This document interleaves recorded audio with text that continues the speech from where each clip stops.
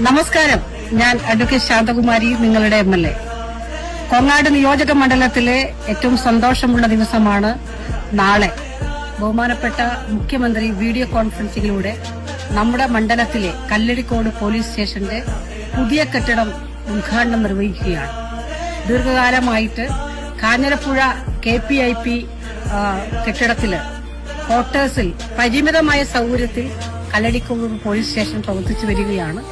2023-24 സാമ്പത്തിക വർഷം സംസ്ഥാന സർക്കാരിന്റെ പ്ലാൻ ഫണ്ടിൽ ഉപയോഗപ്പെടുത്തിക്കൊണ്ട് 2,26,75,000 രൂപ ചെലവഴിച്ചുകൊണ്ടുള്ള പുതിയ കല്ലടിക്കോട് പോലീസ് സ്റ്റേഷൻ കെട്ടിടം യാഥാർത്ഥ്യമാക്കിയിരിക്കുകയാണ്.